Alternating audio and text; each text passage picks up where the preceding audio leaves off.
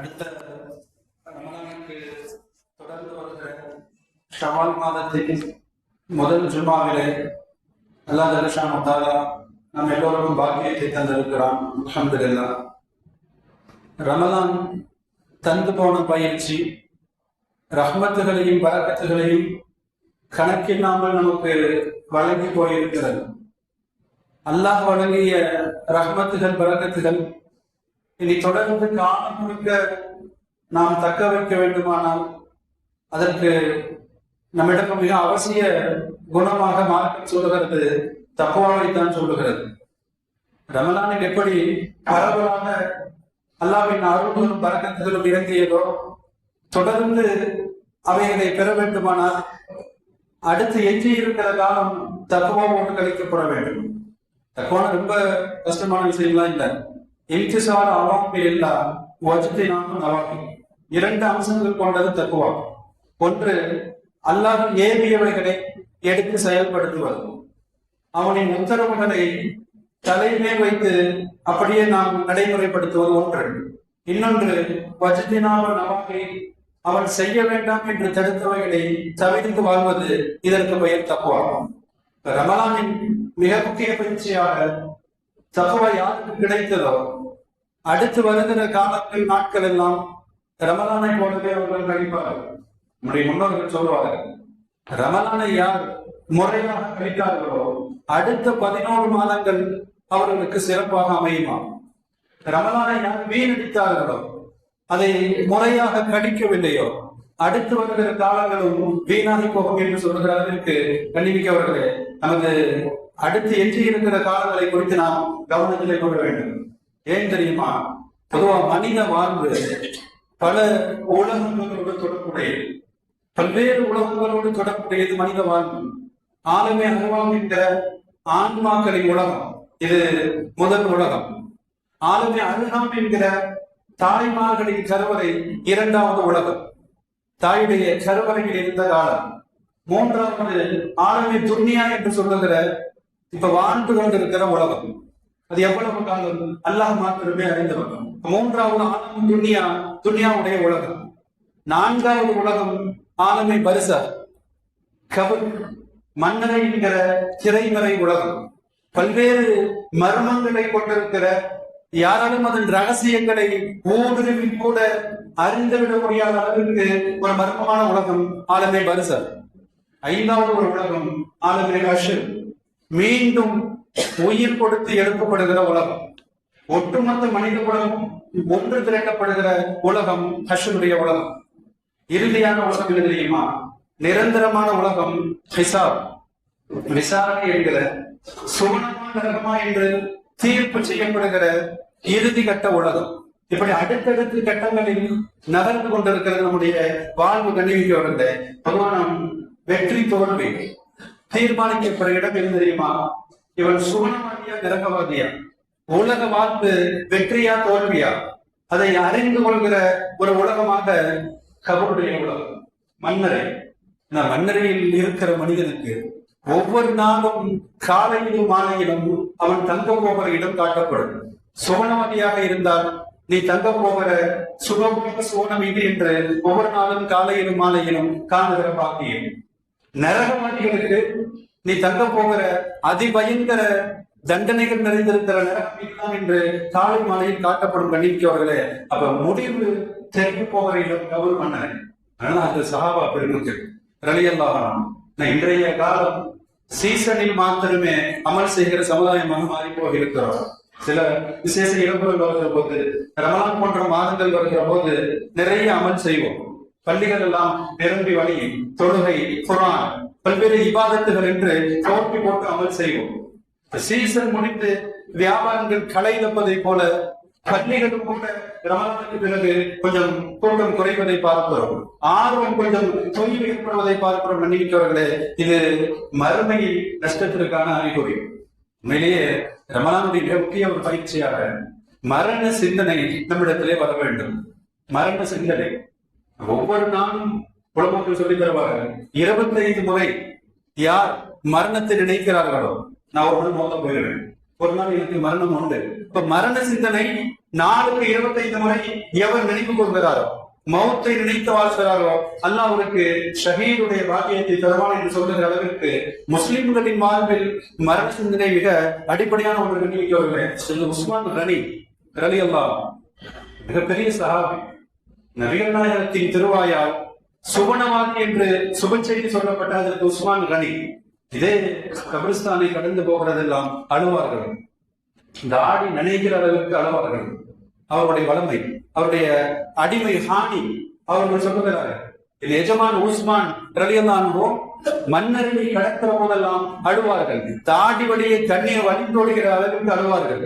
பார்த்த ஒரு சஹாபி கேட்டாராம், ததுக்குள் ஜன்னத்தை வரலாம், இந்த சோழ நரகத்தை பற்றி பேசப்படுகிற போது நீங்கள் அழுவதில்லையே, நரகின் அதிபயங்கர தண்டனைகளை குறித்து கேட்டு கூட நீங்கள் அழுவதில்லையே, கபிரிஸ்தானை கண்டு அழுகிறீர்களே. ஹஜ்ரத் உஸ்மான் கனி சொல்லுவார்களாம், நபிகள் ஸல்லல்லாஹு அலைஹி வஸல்லம் சொல்ல நான் கேட்டு இருக்கிறேன், இந்த கபர் மன்னரை எப்படிப்பட்ட இடம் தெரியுமா? ஒன்று சுவனத்தின் பூங்காவாக இருக்கும் நல்லவர்களுக்கு, சுவனத்தின் பூங்காவாக, பாவிகளுக்கு காபிர்களுக்கு நரகத்தின் படுகொலையாக இருக்கும். எனது கபரின் நிலை என்று தெரியவில்லையே என்று அழுகிறேன் என்பார்களாம். கண்ணிமிக்கவர்களே, இன்றைக்கு நம்முடைய பலவீனம், மறுமை குறித்த ஈமானிய பலவீனம், சுவன நரகம் குறித்த ஈமானுடைய பலவீனம். கபிரிஸ்தான்ல போய் கூட பல கதைகள் தான் பேசிக்கிட்டு இருக்கிறோம். ஒரு பக்கம் இரண்டு வியாபாரத்தை பத்தி பேசிக்கிட்டு இருக்கோம். பல்வேறு குடும்ப நிலைகளை குறித்தெல்லாம், பல்வேறு வியாபார தொடர்புகளை குறித்தெல்லாம் பேசிக் கொண்டிருப்போம், சிரித்துக் கொண்டிருக்கிறோம். கண்டிப்பாக இப்ப காரணம் அதுதான், ஈமானுடைய பலவீனம் என்று சொல்ல வேண்டும். சொல்லிவிட்டாங்க நபிகள் ஸல்லல்லாஹு அலைஹி வஸல்லம் அந்த ஹதீஸை இப்படி முடிப்பார்களாம், மாராய்த்து மன்னரன் இல்லாவல் கபர் ஆஃப்லா அபின். பெருமான் ஸல்லல்லாஹு அலைஹி வஸல்லம் சொல்றாங்க, நான் கண்ட காட்சிகளிலேயே அதிபயங்கர காட்சி, யாராலும் தாங்கிக் கொள்ள முடியாத, சகித்துக் கொள்ள முடியாத பல்வேறு கொடூரங்கள் அரங்கேறுகிற இடம் கபரை தவிர வேறு எதுவும் இல்லை என்கிறார்கள் நபிகள் ஸல்லல்லாஹு அலைஹி வஸல்லம். அல்லாஹ் அவர்களுடைய திருமை செய்வாங்க. கண்ணிமிக்கவர்களே, இவ்வளவு அதிபயங்கர மர்மங்கள் நிறைந்திருக்கிற நம்ம போய் அடக்கிட்டு வந்ததும் உள்ள உள்ளது நமக்கு எதுவும் தெரியறது இல்லை. அதே பெருமான சலாஹ் சொல்லுவாங்க, இந்த அவர்கள் கத்துகிற கதறல்கள், அவர்கள் அனுபவிக்கிற தண்டனைகள், இப்ப நான் விரும்பினால் உங்களுக்கு கேட்கும்படி செய்திருப்பேன், ஆனால் நீங்கள் பையன்களை அடக்க மாட்டீர்கள், அச்சத்தால் நீங்கள் அடக்காமல் விட்டு விடுவீர்கள், எனவே அந்த சப்தம் மறைக்கப்பட்டிருக்கிறது. கண்டிப்பார்களே, அதில் உஸ்மான் போன்ற பெருந்தல் சஹாபாக்கள் அஞ்சி நடுங்குகிற அளவிற்கு, தாடி வலிகிற கண்ணீர் வருகிற அளவிற்கு அஞ்சுகிற போது இன்றைக்கு நம்முடைய நிலையை நான் சிந்தித்து பார்க்க கடமைப்பட்டிருக்கிறோம். மன்னிக்கவர்களே, பராய்புன் ஆசிரியரை எல்லாம் சொல்றோம். பொதுவா கபருடைய வாழ்க்கை அப்படிங்கிறது அது மரணித்தவர்களுக்கு தான் தெரியும். அடக்கப்பட்டதற்கு பின்னால் அவர்கள் அனுபவிக்க போகிற அது ஒரு திரைமறை உலகம். பராயிபுன் ஆசிப் கடையில அவங்க சொல்றாங்க, ஒரு அன்சாரி சஹாபி வஃபாத் ஆயிட்டாங்க. நபிகள் ஸல்லல்லாஹு அலைஹி வஸல்லம் அவரோட நாங்களும் அடக்கத்திற்கு சென்றோம். அந்த பக்கீ அல் கர்கர் மதீனாவின் பிரபல கபிரிஸ்தான் குழி தோண்டப்பட்டுக் கொண்டிருந்து நபிகள் ஸல்லல்லாஹு அலைஹி வஸல்லம் அமர்ந்திருக்கிறார்கள். பெருமானாரை சுற்றி நாங்களும் அமர்ந்திருக்கிறோம். நபிகள் ஸல்லல்லாஹு அலைஹி வஸல்லம் ஒரு சிறு குச்சியா அந்த கரையை அப்படியே கிழித்துக் கொண்டிருந்தார்கள், தரை பகுதியை அப்படியே உராய்ந்து கொண்டிருந்தார்கள். சில நேரத்தில் நபிகள் ஸல்லல்லாஹு அலைஹி வஸல்லம் திடீரென தலையை உயர்த்தியவர்களாய் சொன்னார்கள், அஊது பி அதாபில் கபர், கபருடைய வேதனையை விட்டு அல்லாஹ்விடத்திலே பாதுகாப்பு தேடுங்கள். 3 அல்லது 2 முறை நபிகள் ஸல்லல்லாஹு அலைஹி வஸல்லம் திரும்ப திரும்ப சொன்னார்கள், கபரின் தண்டனையை விட்டு அல்லாஹ்விடத்திலே பாதுகாப்பு தேடுங்கள். சொல்லிவிட்டு நபிகள் ஸல்லல்லாஹு அலைஹி வஸல்லம் சஹாபாக்கள் கபிரிஸ்தான்ல அமர்ந்த நிலையை குறித்து ஹதீஸிலே வருகிறது. சஹாபாக்கள் சொல்றாங்க, நாங்கள் ஆடாமல் அசையாமல் அமர்ந்திருந்தோம். ஒரு பெரும் சோகம் எங்களை தழுவி கொண்டதை போல, ஒரு பெரும் துன்பம் எங்களை தீண்டியதை போல, தலையில் பறவை அமர்ந்தால் ஆடாமல் அசையாமல் எப்படி அமர்ந்திருப்போமோ அது போன்று நாங்கள் அமர்ந்திருந்தோம். சஹாபாக்கள் கபிரிஸ்தான பொறுப்பா அவங்களும் அப்படி இருந்துச்சு. அப்ப அவ்வளவு அச்சத்தால் நாங்கள் அமர்ந்திருந்தோம். நபிகள் ஸல்லல்லாஹு அலைஹி வஸல்லம் பாதுகாப்பு தேட சொன்னார்கள். சொல்லிவிட்டு பெருமானார் தொடர்ந்து சொல்லுகிறார்கள், கர்ணானல் ஆஹிரா வன்திதாய் மின துன்யா. யாரேனும் ஒருவர், ஒரு மனிதர் உலக வாழ்விற்கு விடை பெற்றுவிட்டு மறுமையின் பயணத்திற்கு கிளம்புகிற போது, சக்கராத்தை குறித்து பெருமானார் சொல்லுகிறார்கள், உலகில் விடை பெற்று ஒரு மனிதர் கிளம்புகிற போது உலக தொடர்புகளை எல்லாம் துண்டித்து விட்டு மறுமை பயணத்தில் அவர் நுழைகிற போது அவரின் நிலையை குறித்து நபிகள் ஸல்லல்லாஹு அலைஹி வஸல்லம் சொல்லுகிறார்களாம், அவர் நல்ல மனிதராக இருந்தார், சாலிகான மனிதராக இருந்தார். உண்மை முஸ்லிமாக வாழ்ந்திருந்தால் இந்த சில மலக்குகள் சூரிய ஒளியை போல பிரகாசம் கொண்ட சூரிய ஒளியை போல ஒளி இலங்குகிற சில மலக்குகள் வருவார்களாம். சுவனத்து கஃனை எடுத்துக்கொண்டு, சுவனத்து நறுமணத்தை கையிலே சுமந்து கொண்டு நேராக பூமிக்கு வந்து சக்கராத்தில் இருக்கிற அந்த மனிதரின் பார்வை எட்டுகிற தூரத்தில் அமர்ந்து கொள்வார்களாம். இதுவே அவருக்கு பெரிய சுபச்செய்தி நல்லவர்களுக்கு. இப்ப இந்த மலக்குகள் இவர் பார்க்கிற பார்வையே, அவர்களின் தோற்றமே பெரும் பஷாரத்தாக, பெரும் உற்சாகமாக இருக்குமா கண்ணிமிக்கவர்களே. இந்த குறித்த நேரம் இருக்கிற போது மலக்குள் மௌத் வருவார். அந்த மலக்குகள் தனி மலக்குள் மௌத் வருவாங்க. வந்த மலக்குள் மௌத் அந்த முஸ்லிமின் அருகிலே வந்து சொல்வார்களாம், யா ஐயத்துவன் நஃப்சு தய்யிபா, பரிசுத்த ஆன்மாவே, நீ உலகில் நல்ல காரியங்களை செய்து வாழ்ந்தாய், பரிசுத்தமான ஆன்மாவே, அஹ்ரஜி இலல் மஃபிரா மினல்லாஹி வ ரில்வான், நீ வெளியே வா, அல்லாஹ்வின் பொருத்தம் உனக்கு உண்டு, அல்லாஹ்வின் மன்னிப்பு உனக்கு உண்டு, நீ வெளியே வா என்று அழைப்பார்கள்.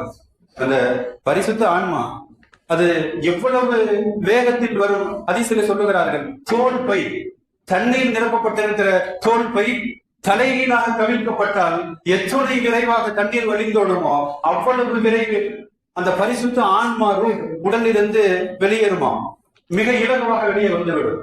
இல்லாத பாக்கியத்தை தந்தவர்களாக நினைவிக்கவர்களே. அதனுடைய நறுமணத்தை குறித்து சொல்லுகிறார்கள். பரிசுத்த ஆன்மாவின் நறுமணம் உலகில் மிக அபூர்வமான அரிதான கஸ்தூரியின் நறுமணத்தை மிஞ்சுகிற அளவிற்கு நறுமணம் கவர்கிற ரூகாக ஆன்மாவாக அது இருக்குமாம் கண்ணிமிக்கவர்களே. வெளியே வந்த அடுத்த நொடி கனமும் தாமதிக்காமல் மலக்குள் மௌத் சுவனத்தில் இருந்து கொண்டு வந்திருக்கிற கஃன் துணியில் அந்த ஆன்மாவை ரூகை வைத்து அப்படியே அதை மூடிக்கொள்வார்களாம் கண்ணிமிக்கவர்களே. அதை எடுத்து வானத்திற்கு கொண்டு போவோம். சக்கராத் நேரத்திலேயே, உயிர் பிரிகிற நேரத்தில் இவ்வளவு காட்சிகள் நடக்கும். நான் பக்கத்தில் இருக்கிற யாருக்குமே தெரியாது. காரணம் அத்தனையும் மறைவான விஷயங்கள், மறைக்கப்பட்டிருக்கிற ரகசியங்கள் கண்ணிமிக்கவர்களே. அந்த ரூஹை ஆன்மாவை, பரிசுத்த உயிரை சுவனத்து கஃனில் வைத்து, நறுமணமிக்க கஃனில் வைத்து அப்படியே வானத்தை நோக்கி கொண்டு செல்வார்கள். முதல் வானத்துக்கு கீழே நின்று கொண்டு அனுமதி கேட்பார்களாம். அந்த நறுமணம், ரூஹின் நறுமணம் வானம் முழுக்க அப்படியே பரவுமா. மஹாதிகர் ரூஹு தையிபா, மலக்குகள் கேட்பார்களாம், இது என்ன பரிசுத்த ஆன்மா, இது யாருடைய ஆன்மா? மலக்குகள் கேட்பார்களாம். பதில் வருமாம், ஃபுலான் இப்னு ஃபுலான், இன்னாரின் மகன் இன்னார். தந்தையின் பெயரோடு மலக்குகள் பதில் சொல்வார்களாம், ஃபுலான் இப்னு ஃபுலான் பி அஹ்ஸனி அஸ்மாஹி, உலகில் அவருக்கு வைக்கப்பட்ட அழகிய பெயரை சொல்லி இன்ன பெயருடைய இவரின் மகன் என்று பதில் சொல்லப்படுவாங்க கண்ணிமிக்கவர்களே. மட்டுமல்ல, அப்படின்னு முதல் வானம், ஒவ்வொரு வானமாக அடுத்தடுத்து அந்த ரூஹ் கொண்டு செல்லப்படுகிற போது முதல் வானத்து மலக்குகள் இரண்டாம் வானம் வரை வந்து வழி அனுப்புவார்களாம். இரண்டாவது வானத்து மலக்குகள் மூன்றாவது வானம் வரை. அந்த ரூஹின் கண்ணியம், உலகில் கட்டுப்பட்டு வாழ்ந்த ஆன்மா, அல்லாஹ்வின் திருப்தியை பெற்ற மனிதர் பெரும் பாக்கியசாலி. இப்படியே 7 வானங்கள் அந்த ரூஹ் எடுத்து செல்லப்படும், மலக்குகளால் அந்த ரூஹ் எடுத்து செல்லப்படும். கண்ணிமிக்கவர்களே, 7வது வானத்துக்கு போனதுக்கு அப்புறம் அங்கிருந்து ஒரு சப்தம் வருமா அல்லாஹ்வின் புறமிருந்து. இந்த ரூஹ், பரிசுத்த ரூஹ் ஆன்மா, இதை இல்லையின் என்கிற நல்லோர்களின் செயல்கள் எல்லாம் பதிவு செய்யப்படுகிற ஒரு பதிவேடு, நல்லோர்களின் நன்மைகள் எல்லாம் எழுதப்படுகிற ஒரு பதிவேடு, அதில் இதை பதிவு செய்யுங்கள் என்று உத்தரவு வருமாம் கண்ணிமிக்கவர்களே. அதற்கு பிறகு அந்த உத்தரவு வருமா, ஆயுதுகோ இழல் அருண், இந்த ரூஹை ஆன்மாவை மீண்டும் பூமிக்கு திருப்பி அனுப்புங்கள், இவரின் கபருக்கு திருப்பி அனுப்புங்கள். காரணம், கேள்வி கணக்கு இருக்காது, கேள்வி கணக்கு துவங்கவிருக்கிறது. எல்லாவித கண்ணியமும் வானத்தில் முடிந்ததற்கு பின்னால் மீண்டும் ரூஹ் அது பூமிக்கு, அவரின் கபருக்கு திருப்பப்படுகிறது. கண்ணிமிக்கவர்களே, இப்ப 2 மலக்குகள் வருவார்கள். மலக்கான், 2 மலக்குகள் அடக்கிவிட்டு சில அடி தூரம் சென்றதற்கு பின்னால், எல்லாம் முடிந்ததற்கு பின்னால் மலக்குகள் கபருக்கு வருவார்கள். அந்த மையத்திற்கு ரூஹ் திரும்ப வரும் உடலுக்கு. யுஜிலிசானிகி, மலக்குகள் எழுப்பி அமர வைப்பார்கள். வாழ்க்கையோடு முடிஞ்சது கிடையாது. இவ்வளவு நெருக்கடிகள். நபிகள் நாயகம் ஒவ்வொரு தொழுகைக்கு பிறகும் பாதுகாப்பு தேடிய துவாக்களிலே ஒன்று, அல்லாஹும்ம இன்னி அஊது பிக மின் அஸாபில் கப்ர், யா அல்லாஹ் கபர் வேதனையை விட்டு என்னை பாதுகாப்பாயா, மன்னரை வேதனையை விட்டு என்னை காப்பாயாக என்று நபிகள் ஸல்லல்லாஹு அலைஹி வஸல்லம் சமுதாயத்துக்கு கற்றுத்தருகிறார். கண்ணிமிக்கவர்களே, இப்ப மலக்குகள் அவரை அமர வைப்பார்கள். புது உலகமா இருக்கும். இவ்வளவு உலகத்துல வாழ்ந்திருப்பாரு, தாயோடு, மனைவியோடு, நண்பர்களோடு. அப்ப தனிமை சிறையில் கொண்டு போய் அவரை தள்ளிவிட்டு வருகிறோம். தனியாக எழுந்து அமர்ந்து கடும் இருள் சூழ்ந்திருக்கிற கபருல அவர் மலக்குகளின் கேள்விக்கு பதில் சொல்லுவார். கண்ணியமிக்கவர்களே, மலக்குகள் நாம் பிரபலமாக அறிந்திருக்கலாம். மண் ரப்புக்க, முதல் கேள்வி, உன் ரப்பு யார்? ரப்பி அல்லாஹ். நல்ல மனிதன் பதில் சொல்லுவார், என் ரப்பு அல்லாஹ். மா தீனுக்க, இரண்டாவது கேள்வி, நீ எந்த மார்க்கத்தை சார்ந்தவர்? உலகில் எந்த மார்க்கத்தை பின்பற்றி வாழ்ந்தாய்? தீனியால் இஸ்லாம், என் மார்க்கம் இஸ்லாம். மூன்றாவது கேட்பாங்க, மாஹாதர் ரஜுல் அல்லது பாய்ச இழைக்க, உங்களுக்கு தூதராக அனுப்பப்பட்ட இந்த மனிதரை பற்றி என்ன சொல்லுகிறாய்? உனது அபிப்பிராயம் என்ன? ஹுவ ரசூலுல்லாஹ், இவர் எங்களுடைய தூதர் நபிகள் ஸல்லல்லாஹு அலைஹி வஸல்லம். இப்ப கேள்விகள் மூன்றுக்கும் சரியான பதில் அல்லாஹ்வின் அருளால் அவர் சொல்லுவாரு. அடுத்து அந்த மலக்குகள் கேட்பாங்களாம், மா இல்முக, பதிலை எப்படி நீ தெரிந்து கொண்டாய்? உன்னால் எப்படி பதில் சொல்ல முடிந்தது? கேள்வி கேட்கிற போது அந்த மனிதர் சொல்லுவாராம், ஃபகரவுத்து கிதாப் அல்லாஹ், நான் உலகில் வாழுகிற போது அல்லாஹ்வின் வேதத்தை ஓதி இருக்கிறேன், குர்ஆனை ஓதி இருக்கிறேன், நிறைய நான் குர்ஆனை படித்திருக்கிறேன். ஆமன்து பிஹி, நபிகள் நாயகத்தை நான் ஈமான் கொண்டிருக்கிறேன். அல்லாஹ்வின் வசனத்தை படித்து தெரிந்து கொண்டு நபிகள் நாயகத்தை ஈமான் கொண்டிருக்கிறேன். வஸத்தக்து பி, நான் அதை உண்மைப்படுத்தி வாழ்ந்தேன். குர்ஆனுடைய தொடர்பு எவ்வளவு இருக்குதோ மறுமையில பாசறையிடும். எவ்வளவு தூரம் குர்ஆனை கையில் எடுக்கிறோமோ நமக்கு மறுமையில் வெற்றி உண்டு. கண்ணியமிக்கவர்களே, யோசிக்க வேண்டும், குர்ஆனை விட்டு எவ்வளவு தூரம் விலகி இருக்கிறோமோ நல்லா பாதுகாக்க வேண்டும். குர்ஆனுக்கும் நமக்குமான தொடர்பு ரமலானில் மட்டுமல்ல, ஆயுள் வரை தொடர வேண்டும், காலம் முழுக்க தொடர வேண்டும். நேரம் கிடைத்தால் மட்டுமல்ல, நேரத்தை ஒதுக்கி குர்ஆனை ஓத வேண்டும். மறுமையில் அதனுடைய பலன்களை பார்க்க முடியும். கண்ணியமிக்கவர்களே, எல்லாம் பதிலும் சொல்லி முடித்ததற்கு பின்னால் வானத்தில் இருந்து ஒரு சப்தம், அல்லாஹ்வின் அழைப்பாளர் பதில் சொல்லுவார், அன் சத்தத்த அப்தர், இந்த அடியான் உண்மை பேசினான், இவன் சொன்னது அத்தனையும் உண்மை. கேள்வியில் இவன் ஜெயித்து விட்டான். அடுத்து கபரிலும் கண்ணியம் தொடர்கிறது. மறுமையின் கண்ணியத்திற்கு பிறகு கபரின் கண்ணியம், ஜன்னா, சுவனத்து விரிப்புகள் அவரது கபரில் விரிக்கப்படும். அங்கிருந்து அவருக்கு சுவனத்து பாக்கியங்கள் ஆரம்பிக்கிறது. சுவனத்து விரிப்புகள், ஜன்னா, சுவனத்தின் ஒரு கதவு திறந்து வைக்கப்பட்டு அதன் நறுமணமும் திண்டலும் கியாமத்து வரை அவர் கபருக்கு தொடர்ந்து வந்து அவர் அனுபவிக்கிற விதத்தில் ஏற்பாடுகள் செய்யப்படுமா. கண்ணியமிக்கவர்களே, இப்படியே அடுத்து இவர் பார்ப்பார், ஒரு மனிதர் மிக அழகிய தோற்றத்துல, மிக அழகிய முகம், பார்த்தாலே மகிழ்ச்சி ஏற்படுகிற ஒருவித தோற்றத்துல வந்து இவருக்கு அருகில் வருவார். வந்து சுப செய்தி சொல்லுவார், அபிஷீர் பில்லதி எஸ்ஸரக ஹாதா, நீ சுப செய்தி பெற்றுக்கொள், உனக்கு இந்த இலகுவான ஒரு வெற்றி கிடைத்திருக்கிறது. யௌமுகல்லதி குன்த தூவர், இந்த நாள் எப்படிப்பட்ட நாள் தெரியுமா? உனக்கு வாக்களிக்கப்பட்ட நாள். நீ அல்லாஹ் ரசூலுக்கு கட்டுப்பட்டு வாழ்ந்தா உனக்கு மறுமையில் வெற்றி உண்டு என்று வாக்களிக்கப்பட்டது. நீ அதை உண்மைப்படுத்தினாய், வெற்றி உனக்கு உறுதி என்று சொல்லப்படுமா. மன்னிமிக்கவர்களே, இவர் கேட்பாராம், அண்ணன் நீ யார் அப்படின்னு கேட்பாராம். எனக்கு சுப செய்தி சொல்கிறாயே, நீ யார்? உன் முகத்தை பார்த்தால் நற்செய்தி சொல்பவரை போல இருக்கிறது, நன்மையை கொண்டு சுப செய்தி சொல்பவரை போல இருக்கிறது, நீ யார் என்று கேட்பாராம். அந்த மனிதர் பேசுவார், ஆனா அமலுக்கு சாரி, நான் யார் தெரியுமா? நீ செய்த நல்ல அமல்கள், நீ உலகில் செய்து விட்டு வந்த சாலிகான அமல்கள் நான்.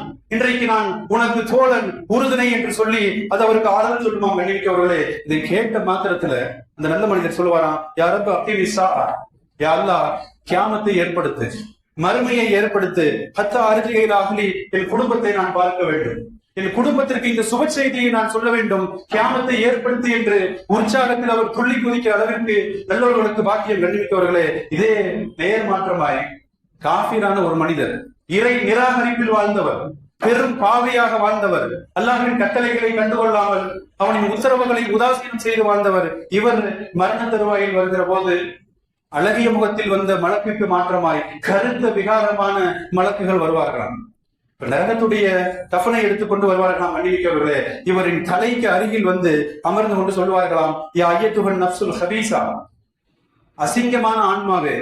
அந்த மலக்கு சொல்லுவாங்களாம், கெட்ட ஆன்மாவே, அஸ்ரஜிலா சக்தி மினல்லா வகலம், உனக்கு இழிவு காத்திருக்கிறது, அல்லாஹ்வின் கோபம் உன்னை தண்டிக்க காத்திருக்கிறது, வெளியே வா என்று அழைப்பார்கள். மலக்கு கூப்பிடுற தோரணையே இவர் அப்படியே மிரண்டு போகிற அளவிற்கு, அப்படியே வெளி பிதிக்கி இருக்கிற அளவிற்கு மிக மோசமான ஒரு தண்டனை. கண்ணியமிக்கவர்களே, அந்த மலைக்கு கூப்பிடுறாங்க, அல்லாஹ்வின் கோபம் உனக்குண்டு, இழிவு உனக்குண்டு, வெளியே வா என்று கூப்பிடுறப்போ அந்த ரூஹ் உடலுக்கு எல்லா பாகங்களும் ஓடி ஒளியுமா, வெளியே வர மறுக்குமா, எல்லா இடங்களுக்கும் ஆங்காங்கே அப்படியே ஓடி ஒளிந்து கொள்ளுமா. குறித்த நேரத்தில் கைப்பற்றுவது மலக்குகளின் பணி, மலக்குல் மௌத்தின் பணி. மலக்குகள் நேரம் தவறாமல் கைப்பற்றுவதற்காக அந்த ரூஹை பலவந்தமாக பிடித்து இழுப்பார்களாம். நபிகள் ஸல்லல்லாஹு அலைஹி வஸல்லம் உதாரணம் சொல்லி தருகிறார்கள். இந்த முள் வேலியில் நனைக்கப்பட்ட ஈரமாக்கப்பட்ட ஒரு கம்பளி துணி முள் வேலியில் வீசி எறியப்பட்டு அதன் ஒரு முனையை குடித்து இழுத்தால் எப்படி கிழிசலாக வருமோ அது போன்ற அந்த ரூஹ் ஆன்மா, கெட்ட ஆன்மா மிக கடுமையான பலவந்த வலி வேதனைகளை எல்லாம் அனுபவித்து விட்டு அது வெளியே வருமாம். கண்ணிமிக்கவர்களே, மட்டுமல்ல, வெளியே வந்த பின்னால அதனுடைய துர்நாற்றம், இந்த கெட்ட ஆன்மா அல்லாஹ்வை நம்பாமல் வாழ்ந்தவர், பாவங்களிலேயே வாழ்ந்தவர், பாவ படுகொலியில் புதைந்து வாழ்ந்தவர், அதன் துர்நாற்றம் உலகின் துர்நாற்றத்தை விஞ்சுகிற அளவிற்கு இருக்குமாம். கண்ணிமிக்கவர்களே, வெளியே வந்த அடுத்த கணத்துல அந்த மலக்குகள் கொண்டு வந்த நரகத்து கம்பளியில் அதை சுற்றி அதை அப்படியே வானத்திற்கு எடுத்து செல்வார்களாம். முதல் வானத்துக்கு கீழே போவான். அதனுடைய துர் வாடை வானம் முழுக்க வாடை வீசுமா. மலக்குகள் கேட்பாங்க, மகாத ரூஹ் ஹபீசா, இது என்ன கெட்ட வாடை, இது என்ன சகிக்க முடியாத துர்வாடை என்று சொல்லுகிற போது மலக்குகள் பதில் சொல்வார்களாம், இன்னவ நபரின் மகன் இன்னர் அப்படின்னு சொல்லுவாங்க. இன்னாரின் மகன் இன்னார். தந்தையின் பெயரோடு அந்த அசிங்கமான ஆன்மா பெயர் சொல்லப்படுமா. மன்னிக்கவர்களே, இப்ப முதல் வானத்தின் கதவு திறக்கப்படாது. நல்ல ஆன்மாவுக்கு 7 வானத்தின் கதவுகளும் திறக்கப்பட்டு கண்ணியப்படுத்தப்படுகிறது. இந்த கெட்ட ஆன்மாவிற்கு வானத்தின் கதவுகள் திறக்கப்படாது. கண்ணிமிக்கவர்களே, இப்ப மேலிருந்து பதில் வருமா, இந்த ரூஹை ஆன்மாவை பூமியின் அடியாளத்தில் இருக்கிற சிஜ்ஜீன் என்கிற பால் கிணற்றில் தூக்கி வீசுங்கள். கெட்டவர்களின் செயல்கள் எல்லாம் பதிவு செய்யப்படுகிற, தீமைகள் பாவங்கள் எல்லாம் பதிவு செய்யப்படுகிற அந்த சிஜ்ஜீன் என்கிற இடம், அந்த இடத்தில் தூக்கி வீசுங்கள் என்று அவருக்கு சொல்லப்படுமா. கண்ணிமிக்கவர்களே, இப்ப மீண்டும் உயிர் உடலுக்கு வரும். கேள்வி எனக்கு இருக்கா? கபருக்கு மீண்டும் உயிர் வருகிறது. மலக்குகள் எழுப்பி அமர வைத்து கேள்வி கேட்பார்கள். அதே 3 கேள்வி. மண் ரப்புக்க மாதேனுக்க, இந்த மனிதரை பற்றி உனது அபிப்பிராயம் என்ன? 3க்கும் பதில் ஹா, பெருமூச்சு. லா அதிரி, கை செய்தமே, எனக்கு தெரியாது. 3க்கும் பதில் வராது. பெருமூச்சு எடுத்தவராய் எனக்கு தெரியாது, கை சேதமே, எனக்கு ஏற்பட்ட கேவலமே தெரியாது என்று பதில் சொல்லுவாராம். மேலிருந்து அசதி சப்தம் வருமாம், இவன் பெரும் பொய்யன், இவன் தெரியாது என்று சொல்வது பெரும் பொய். காரணம், உலகில் வாழுகிற காலத்தில் நிறைய இவனுக்கு சொல்லப்பட்டது. மார்க்கத்தை குறித்து சொல்லப்பட்டது, மறுமையை குறித்து சொல்லப்பட்டது. செவிடனை போல குருடனை போல வாழ்ந்தபடிவன் பெரும் பொய்யன் என்று சொல்லப்படுமாம். அணிவிக்கவர்களே, நேர் மாற்றமாய் உத்தரவு வருமாம். கபரின், இவனது கபரில் நெருப்பின் விரிப்பு விரிக்கப்படுமாம். நரகின் விரிப்பு எல்லாம் பாதுகாக்க வேண்டும். மட்டுமல்ல, நரகில் இருந்து ஒரு கதவு திறந்து வைக்கப்பட்டு நரகத்தின் உஷ்ணமும் வெப்ப காற்றும் விஷ காற்றும் கியாமத் வரை இவனது கபருக்கு வந்து வேதனை செய்கிற அளவில் இவனுக்கு தண்டனை தரப்படுமாம். மன்னிக்கவர்களே, நபிகள் தொடர்ந்து சொல்லுகிறார்கள், இந்த நிராகரிப்பாளர்கள், பாவிகள், ஒரு பக்கம் நரகத்துடைய தண்டனை கபரிலேயே, இன்னொரு வேதனையான பெருமான சொல்லுவாங்க, விலா எலும்புகள் நெருக்கும். கபர், இருபக்க கபர்கள் அவனை நெருக்கும். நபிகள் ஸல்லல்லாஹு அலைஹி வஸல்லம் தன் புனித விரல்களை கோர்த்து காட்டுகிறார்கள். 2 கை விரல்களை இணைத்து காட்டுகிறார்களாம். ஒரு பக்க விலா எலும்பு இன்னொரு பக்கத்தோடு கோர்த்துக் கொள்கிற அளவுக்கு கபர் அவனை நெருக்கமாக அணிவித்தவர்களே. மட்டுமல்ல, கோர முகம் கொண்ட சில மலக்குகள், மிக மோசமான ஆடை அணிந்து துர்நாற்றம் வீசுகிற கோலத்தில் சில மலக்குகள் வருவாங்க. இப்ப வந்து பக்கத்துல வந்தவனே இவர் சொல்லுவாராம், மா வச்சுக்க. இவர் கேட்பாராம், உங்களை பார்த்தா ரொம்ப துர்ச்செய்தி சொல்பவரை போல தெரிகிறது, ஏதோ ஒரு தகவல் சொல்ல வந்திருக்கீங்க அப்படின்னு கேட்ப. அவங்க சொல்லுவாங்களாம், நீ எப்படிப்பட்ட மனிதர் தெரியுமா? நீ உலகில் அல்லாஹ்வை மறந்து வாழ்ந்தவர், நீ உலகில் அல்லாஹ்வை மறந்து வாழ்ந்தவர். இதை கேட்டவனே அவர் சொல்லுவாராம், ரப்பி லா தஹுமு சா, யாரெல்லாம் மறுமையை ஏற்படுத்தி விடாது, யாரெல்லாம் கியாமத்தை கொண்டு வந்து விடாதே. காரணம், இவர் செல்ல போகிற இடம் அதிபயங்கர நரகம், வேண்டாம் என்று மறுப்பாராம். நம்பிக்கையவர்களே, யோசித்து பார்க்கிறோம், நல்லோர்களின் கபர் சுவனத்தின் பூங்காவாக காட்சியளிக்கும். கியாமத்து வரை சோன இன்பங்களை அனுபவித்துக் கொண்டிருப்பார். நிராகரிப்பாளர்கள், பாவிகளை பொறுத்தவரை நரகத்திற்கு செல்வது மறுமையில, அது விசாரணைக்கு பின்னால். ஆனால் அவரின் மண்ணறையே நரகத்தின் ஒரு முன்மாதிரியாக மாற்றப்படுமா. மன்னிக்கவர்களே, நபிகள் ஸல்லல்லாஹு அலைஹி வஸல்லம் ஒரு மஸ்ஜிதுக்கு வர்றான். அபூ ஸயீத் ஸுத்ரி கடையில் அவங்க சொல்றாங்க, சில மனிதர்கள் சப்தமிட்டு சிரித்துக் கொண்டிருந்தார், மரணத்தை மறந்தவர்களாய். கல் கடவாய்க்குள் தெரிகிற அளவிற்கு சப்தமிட்டு சிரிக்கிற போது நபிகள் ஸல்லல்லாஹு அலைஹி வஸல்லம் சொன்னார்களாம், அம்மா அன்னக்கும் லவ் அக்ஸர்தும் ذிக்ர ஹாதிமில் லஸாத் லஷகலக்கும் அம்மா ஆரா. பெருமான் சொன்னாங்களாம், இன்பங்களை முறித்து விடுகிற, இன்பங்களை ஒன்றுமில்லாமல் செய்து விடுகிற மரணத்தை இவர்கள் நினைவு கூர்ந்தால் நான் காணுகிற இந்த காட்சி இருக்காது என்று பெருமான சொல்லுவாங்க. கண்ணிமிக்கவர்களே, உண்மையிலே இன்றைக்கு பள்ளிகளிலும் கூட ஒழுக்கங்களை மறந்து வாழ்கிறோம். நிறைய வீண் பேச்சுக்கள், பல்வேறு உலகம் சார்ந்த பேச்சுக்கள், இபாதத்துகள் வணங்குவதற்கான இடங்களிலேயும் கூட துனியாவுடைய சிந்தனை வந்து விடுகிற. கண்ணிமிக்கவர்களே, எல்லாமே அஞ்சி வாழ கடமைப்பட்டிருக்கிறோம். மட்டுமல்ல, இறுதியாக நல்லோர்களை பொறுத்த வரைக்கும் அந்த கபர் அவர்களே வரவேற்குமா. ஹதீஸ்ல பெருமாள் சொல்றாங்க, மர்ஹபா அஹ்லா, அடக்கி முடித்ததற்கு பின்னால் கபர் சொல்லுமா, உங்கள் வரவு நல்வரவாகட்டும். அடுத்து சொல்லுமா, இந்த பூமியில் நடந்து திரிந்த மனிதர்களிலேயே எனக்கு ஆக பிரியமானவர் நீங்கள். கபர் தன் பாசத்தை வெளிப்படுத்துமா, எனக்கு மிக பிடித்தமான மனிதர் நீங்கள்.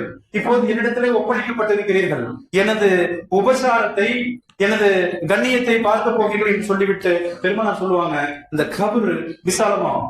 பாக்குறதுக்கு சின்ன குழி மாதிரிதான் இருக்கும், ஆனால் அடக்கப்பட்டிருக்கிற நல்லோருக்கு கண் பார்வை எட்டுகிற அளவிற்கு அது விசாலமாக்கப்படுமா கண்ணிமிக்கவர்களே. ஆனால் நிராகரிப்பாளர்களை பொறுத்த வரைக்கும் கபர் இப்படி சொல்லுமா, பூமியில் நடந்து தெரிந்த மனிதர்களிலேயே எனக்கு ஆக விருப்பமானவர் நீதான் அப்படின்னு சொல்லுமா. தன் வெறுப்பை காட்டுமா, தன் வெறுப்பை வெளிப்படுத்துமா, எனக்கு ஆக வெறுப்பானவர் நீ என்று என்னிடத்திலே வந்திருக்கிறாய், எனது மிக மோசமான நடைமுறையை பார்க்க போகிறாய் என்று சொல்லிவிட்டு கபரு அவரை நெருக்குமா. மன்னிமிக்கவர்களே, பெருமானார் சொல்றாங்க, சில பாம்புகள் அவரது கபரில் சாட்டப்படுமா. சில பாம்புகள், கிட்டத்தட்ட 70 பாம்புகள் என்று ஹதீஸிலே வருகிறது. 70 பாம்புகள் சாட்டப்படும், உச்சபட்ச விஷத்தன்மை கொண்ட பாம்புகள். அதுல ஒரு பாம்பு பூமியில் லேசாக மூச்சு விட்டால் கூட பூமி தன் முளைப்பு தன்மையை இழந்து விடுமா. பூமியில் புற்பூண்டு முளைக்காத அளவிற்கு ஆக கடுமையான விஷம் கொண்ட பாம்புகள் கண்ணிமிக்கவர்களே. சொல்லிவிட்டு பெருமானார் இறுதியா சொல்லுவாங்க, மஹ்ஷர் வரை அதே நிலை தொடருமா.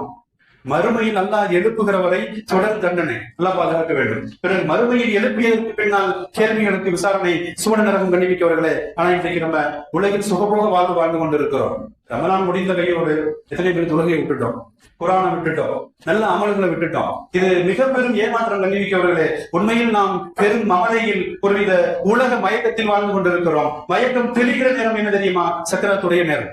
மலக்குள் மௌத்தை கண்ணால் காணுகிற போது மயக்கம் தெளியும், அது பலனில்லாத மயக்கம். வாழுகிற போதே சுதாரிக்க கடமைப்பட்டிருக்கிறோம் கண்ணிமிக்கவர்களே.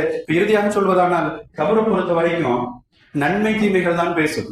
ஃபாத்திமா ஆயிட்டாங்க, பெருமானார் வஃபாத்தாய் 6 மாசத்துல. அன்னை ஃபாத்திமாவின் ஜனாசா கபரில் வைக்கப்படுகிறது. ஹஜ்ரத் அபூதர் ரலியல்லாஹு அன்ஹு, ஹஜ்ரத் ஃபுலைல் இப்னு அப்பாஸ், ஹஜ்ரத் அலி கபருக்குள்ள இறங்குறாங்க அடக்குவதற்காக. அருகில் இருக்கிற ஹஜ்ரத் அபூதர் ரலியல்லாஹு அன்ஹு இந்த கபரை பார்த்து சொன்னார்களாம், கபரே அடக்க போறது யார் தெரியுமா? உன்னிடத்தில் வந்திருப்பவர் யார் தெரியுமா? நபிகள் ஸல்லல்லாஹு அலைஹி வஸல்லம் அவருடைய மகள், பெருமானாரின் பரிசுத்த மகள், பெருமானாரின் ஈரல் குலை துண்டு, நபிகள் நாயகத்தின் மிகுந்த நேசத்திற்குரிய ஒரு பெண். பெருமானாரின் இதயம் இடத்திலே ஒப்படைக்கப்பட்டிருக்கிறார். தொடர்ந்து இன்னமும் சொல்றாங்க, இவர் யார் தெரியுமா? வீரர் அலியின் மனைவி, வீரர் அலியின் மனைவி, சுவனத்து இளைஞர்களின் தலைவர், அதில் ஹசன் ஹுசைனின் தாயார். இவ்வளவு சிறப்புகளை சொல்லிட்டு இவ்வளவு சிறப்பான பெண்மணி இன்றைக்கு உங்களிடத்துல ஒப்படைக்கப்பட்டிருக்கிறார் என்று சொல்லுகிற போது உள்ளிருந்து சப்தம் வந்ததா? கபர் சொன்னதா? கபரிலிருந்து பேசுகிறது, என்னிடத்தில் மதிப்புக்குரியவர் யார் தெரியுமா? அணுவளவு நன்மை செய்தாலும் கண்டுகொள்வார் கபர்கள், அணுவளவு தீமை செய்தாலும் கண்டுகொள்வார். இப்ப கபரின் டீலிங்கை பொறுத்தவரை நன்மை தீமையை தவிர குலப்பெருமை கோத்திர பெருமை அல்ல. செல்வங்கள் மாளிகைகளை கண்ணிமிக்கவர்களே, ஏமாற்றத்துக்கு சிறந்த கடமைப்பட்டு இருக்கிறோம். அல்லாஹ் சுப்ஹானஹு வ தஆலா நன்மைகள் மீது ஆர்வத்தை ஏற்படுத்துவானாக. அல்லாஹ் கபரின் வேதனையை விட்டு பாதுகாப்பானாக. தினந்தோறும் மௌத்தை நினைத்தவாறு அல்லாஹ் தௌஃபீக் செய்வானாக. நம்முடைய முடிவுகளை ஈமானுடன் கூடியதாக ஆக்கி அருள்வானாக. வாஹிரு தஅவானா அல்ஹம்துலில்லாஹி ரப்பில் ஆலமீன்.